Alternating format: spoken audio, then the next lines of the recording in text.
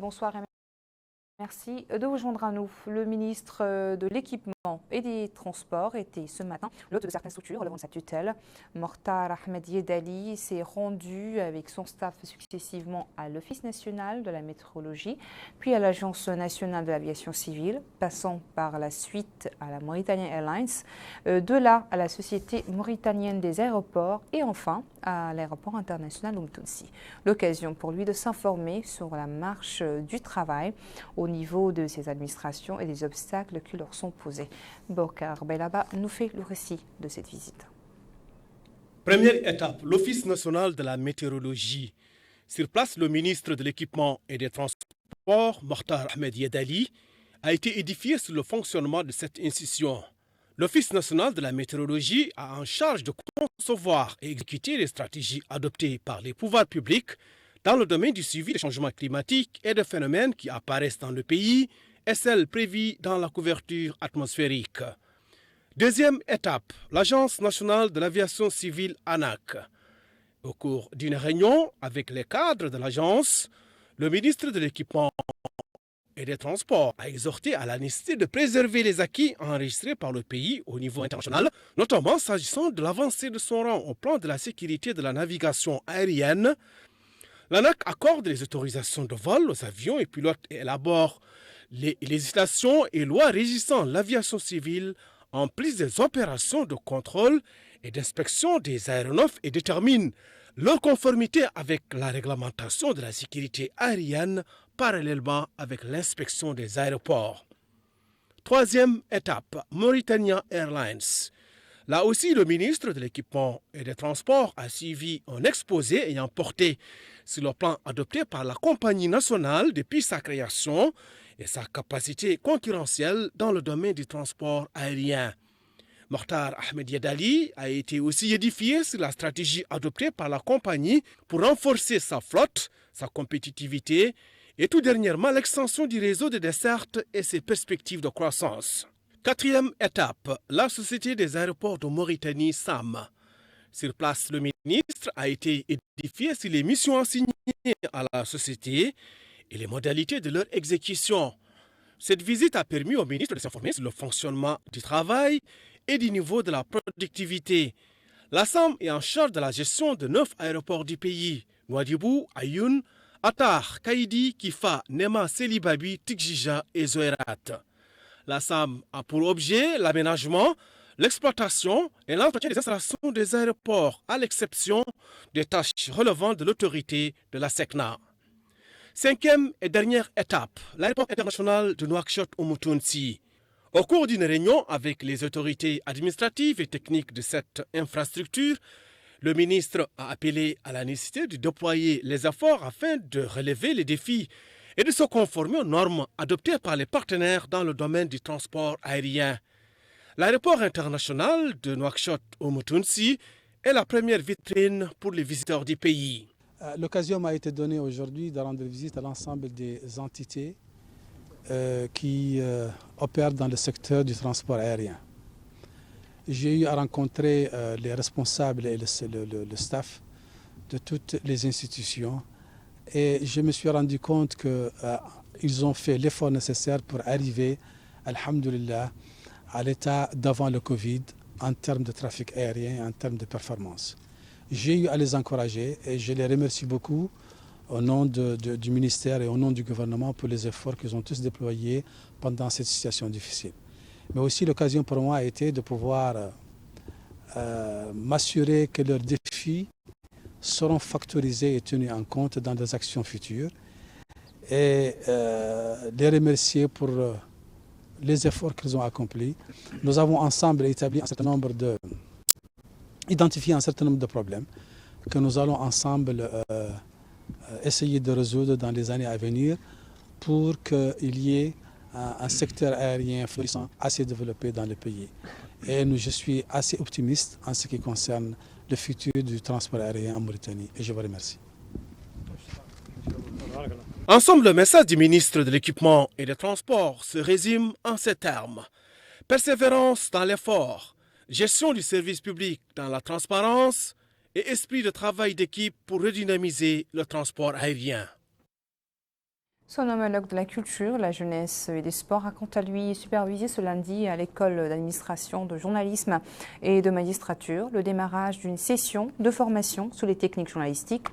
La formation organisée en collaboration avec l'AAPA profite à des dizaines de confrères et consoeurs issus des médias privés. Amina Khalil.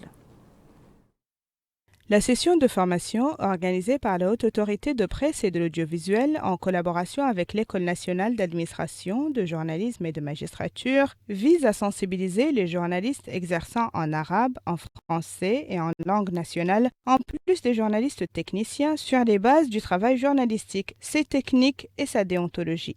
Lors de son mot d'ouverture, le ministère de la Culture, de la Jeunesse, des Sports et des Relations avec le Parlement, M. Khattar Ould-Sheibani, a précisé que la présente formation permettra aux bénéficiaires de maîtriser les techniques du travail journalistique ainsi que des sujets importants s'y afférents, tels que la lutte contre les fake news, le journalisme d'investigation et les nouveaux médias, la citoyenneté et le cadre juridique régissant l'exercice du métier. Des objectifs parmi d'autres qui s'inscrivent dans le cadre des politiques publiques visant la modernisation et la professionnalisation du secteur des médias en Mauritanie.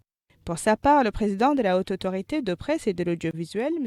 Hussein Ould Meddou, a mis l'accent sur les différentes composantes de l'information, y compris la vérification de l'information et la fiabilité de ses sources.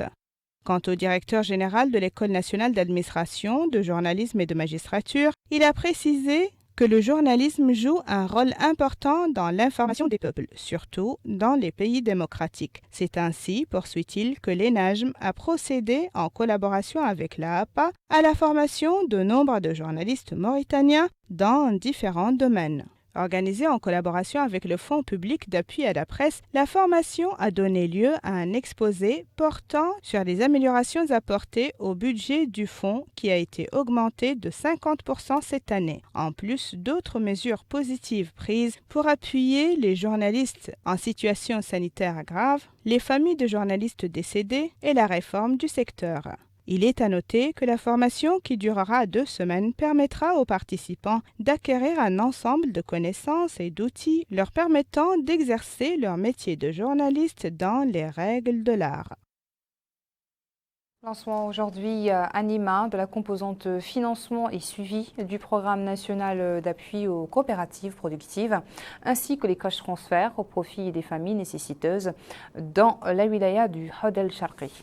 Le délégué général à la solidarité nationale et à la lutte contre l'exclusion, Tahazour, qui a supervisé le lancement de cette composante, a indiqué que son institution a distribué plus de 3 milliards 128 millions émerauds aux familles nécessiteuses du Hod el-Sharqi. Amina Khalil nous en dit plus. C'est à partir de la nouvelle maison des jeunes de Nema qu'a été lancé le dernier volet du programme d'appui aux coopératives productives, un programme de la délégation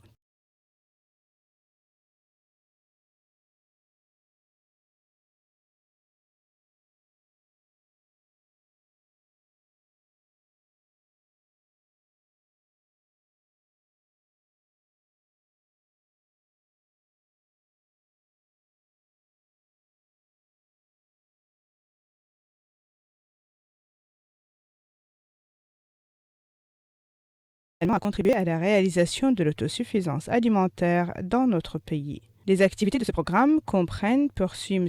Sidi Mohamed, la distribution de semences agricoles, d'engrais et de matériel d'irrigation, en plus de brouettes et de moteurs tricycles. Ajoutez à cela une autre opération de distribution d'argent liquide s'élevant à 3 milliards d'anciens ouguiyas au profit des habitants du Hod el-Sharqi, la région du Hod el-Sharqi qui dispose d'un partenariat avec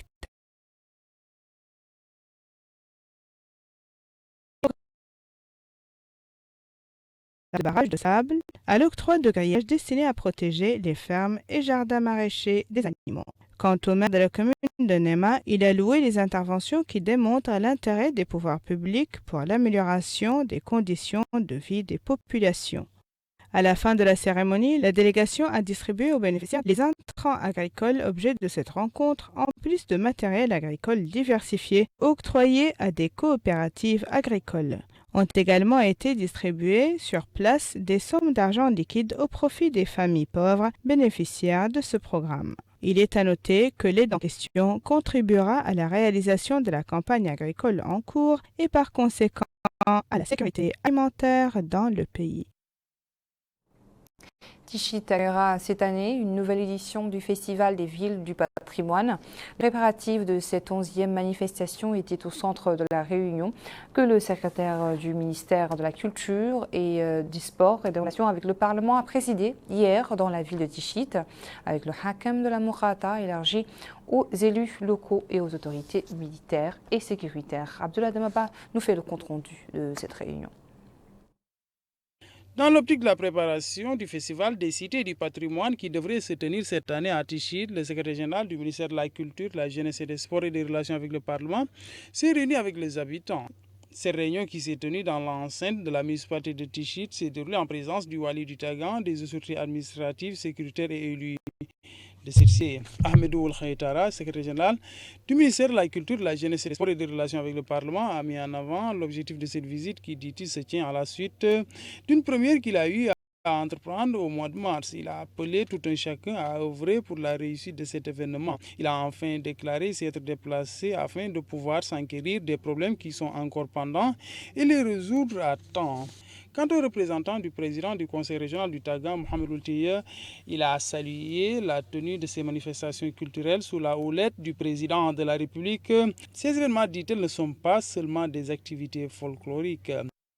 Le maire de Tichit, Mahamahoula Ouledoud, a demandé la réalisation d'infrastructures routières afin de mettre un terme à l'isolement de cette cité. Il a enfin mis en avant les répercussions négatives de la hausse des coûts des denrées alimentaires de base sur les résidents. Le secrétaire général du ministère de la Culture s'est par ailleurs rendu à l'ancienne mosquée de cette cité avant de visiter la tribune officielle devant abriter les festivités, exhortant sur les lieux et les responsables à parachever ces travaux dans les délais. Il a aussi échangé avec les habitants de la localité d'Ahrijat. Il a dans ce cadre mis en avant l'attention accordée par le président de la République aux franges démunies de la société.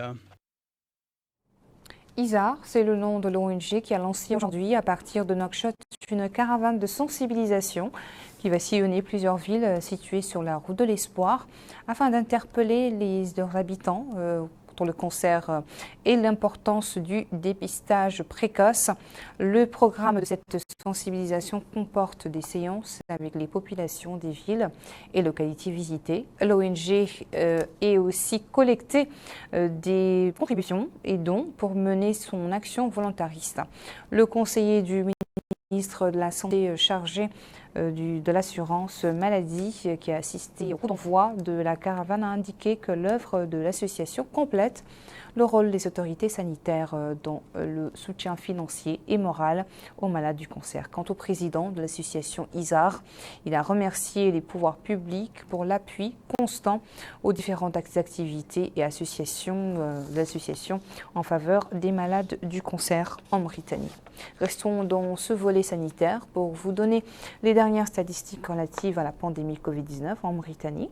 Fort heureusement, la barre des infections continue de décliner. Ces dernières 24 heures, les services du ministère n'ont enregistré que 9 nouvelles infections au virus et constaté la guérison de 13 personnes. De la pluie, il y en a eu hier soir sur plusieurs localités relevant des deux Hod de la Saba, Gorgol, Tagant, Guidimaha et Nisheri.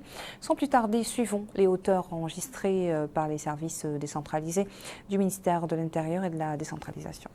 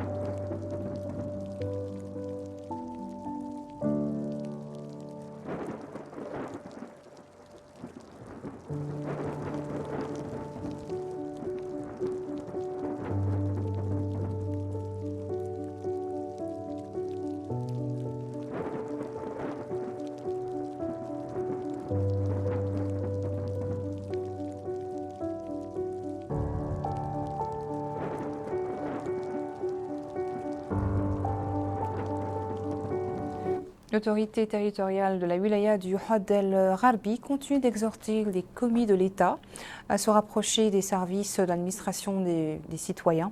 Ce lundi, le wali de la wilaya a présidé une réunion avec les chefs de services régionaux centrée sur les voies et les moyens permettant de coordonner l'action du gouvernement au niveau de la wilaya, ainsi qu'à redynamiser le rôle de la commission régionale de suivi et d'évaluation du travail du gouvernement.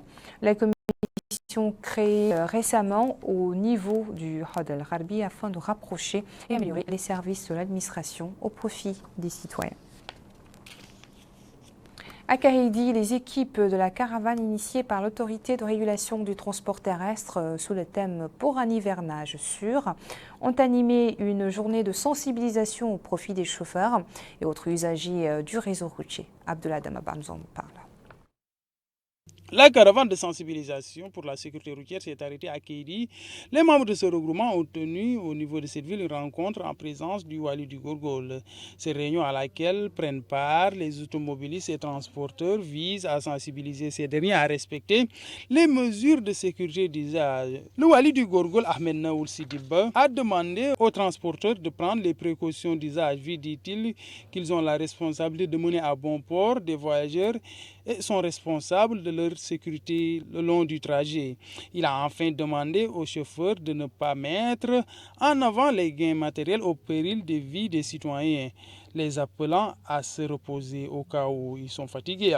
Mohamed Lemine, conseiller du président de l'autorité de régulation et d'organisation du transport routier, a mis en avant le plan qui a été élaboré par l'autorité afin de lutter contre les accidents de la route. Cette campagne est exécutée à l'aide de dépliants et d'affiches qui sont visibles un peu partout afin de sensibiliser les citoyens à lutter contre les accidents de la route. Ces messages ont été véhiculés dans les langues nationales en arabe et en français. Une campagne non moins importante se poursuit dans la wilaya du Had el-Sharqi sur la prévention contre la malaria. Des équipes mobiles et fixes encouragent les citoyens à se faire vacciner et à adopter les mesures préventives qui protègent des moustiques. Bokar Belaba. 85 000 enfants sont concernés par cette campagne de prévention contre le paludisme au niveau de la wilaya du Had el-Sharqi. Le porte-à-porte est l'une des méthodes adoptées pour mener à bien cette opération. À cela s'ajoutent les points fixes au nombre de 198. Le tout est assuré par 29 équipes mobiles avec la contribution d'agents communautaires et des employés de la santé. Abdallah El Salem est le coordinateur de la campagne de prévention contre le paludisme au niveau du Had el-Sharqi, explique que l'opération se déroule dans des conditions optimales, exhortant les parents à participer activement à cette campagne pour que les enfants soient protégés contre le paludisme. Au niveau du centre de santé de Nema, là aussi, rien n'a été laissé au hasard pour assurer la réussite de la campagne. Maria Mohamed est sage-femme. Elle explique que cette prévention protège toutes les formes de paludisme simples et graves. Le rôle des parents dans cette campagne est éminemment important. Cette femme explique qu'elle ne s'est pas posé de questions. C'est une campagne de prévention contre le paludisme qui vient en point nommé en cette période d'hivernage propice à la prolifération de moustiques. A noter que cette campagne de prévention contre le malaria couvrira toutes les circonscriptions du Had el-Sharqi et les pouvoirs publics exhortent les mères à faire vacciner leurs enfants et veiller à dormir sous les moustiquaires imprégnés. C'est sur cette note que s'achève notre journal. Merci à vous de votre attention. Le rappel des principaux titres. Le ministre de l'Équipement et des Transports visite des structures administratives à Nouakchott relevant de son département.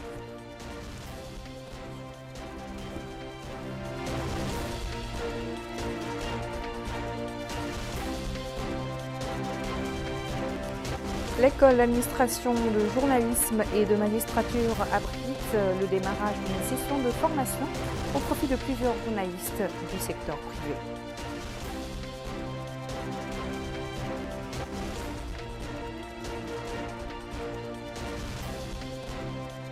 L'agence Tarazout lance à Nema la composante financement et suivi et les cash transferts au profit des familles nécessiteuses dans les wilayas du Had el-Sharqi. Le programme continue. Cyril Mauritania et bonsoir.